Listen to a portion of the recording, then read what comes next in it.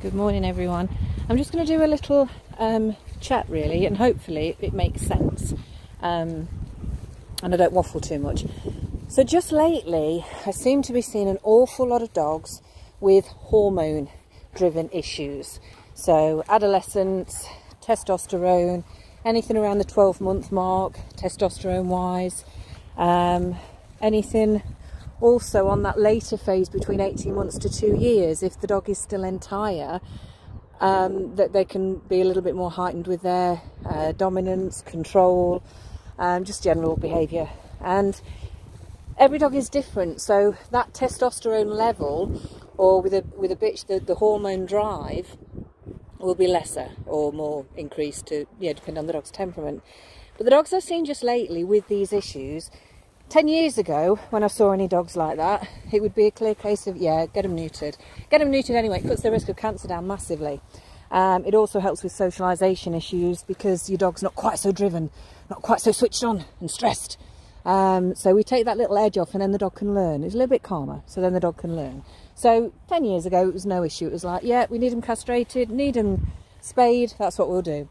Nowadays, and I'm not slating vets here, so please don't take that don't take that the wrong way. However, vets very much work on the tests and studies side of things.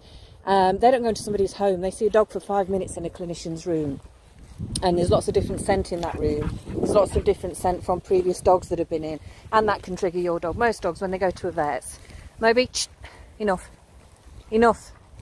Most dogs, when they go to a vet, they pick up on all that scent, so they're a little bit anxious. Unfortunately, as a vet, they're only seeing that moment in time, so they can't really give you a true gauge on the dog's temperament. So it's got to be in the home. It's got to see the body language of the dog and how they're interacting with the owners, how they interact with me as a new person entering their pack.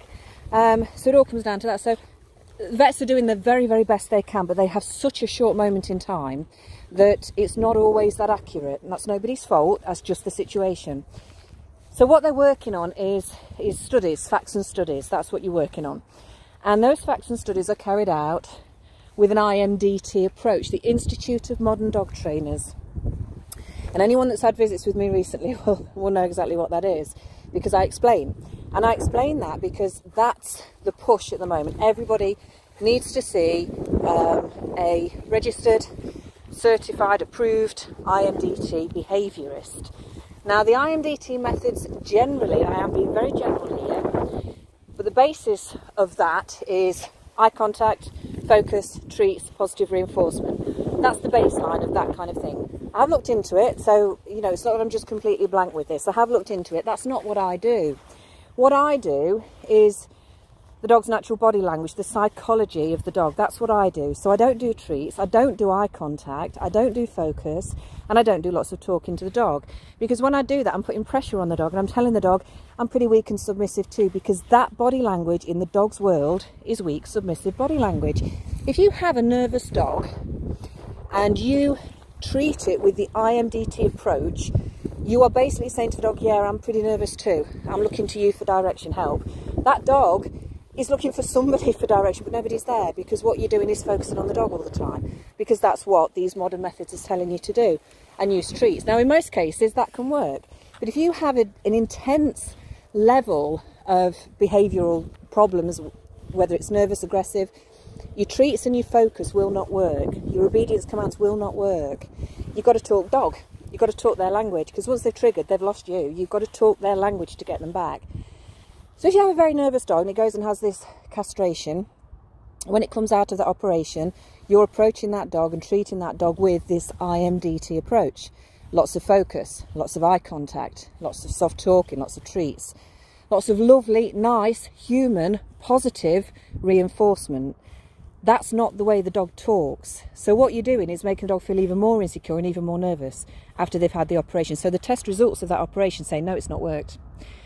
So again, this approach from the vets is going on these studies, and the vets at the moment are basically saying, don't castrate if you have a nervous dog. If you've got a reactive dog, it can lock in that behaviour. I've never known that in 30 years of knowing different. I've never known it lock in a behaviour. Depends what you do with the dog. If you're giving the dog the wrong body language and making them feel even more insecure, even more vulnerable, you're never going to solve the problem. So that's why this sort of advice at the moment from vets is all very much, no, don't do it, no, don't do it, don't castrate your dogs, don't neuter your dogs. My advice is always castrate, always neuter. It cuts down their risk of cancers. It helps with taking that switch, that edge off just a little bit, so that when the dog's that bit calmer, they can learn. But if they're constantly stressed out, constantly switched on, constantly assessing everybody, because that's the drive they've got, that natural drive, they're not going to learn, are they? So we've got to help them by taking that little edge off, and then they can start to learn. Then we can just calm them a little bit. So that's my little talk today, while these two are just mooching. Okay, I hope that makes sense a little bit, because there's a lot of really worried, anxious owners, and situations are getting worse, and it's worrying the hell out of me, I'll be honest. My approach is completely different. I don't do what the IMDT do, but I can come in and help you when that doesn't work. I'm the foundation level, if that makes any sense. All right, have a good day.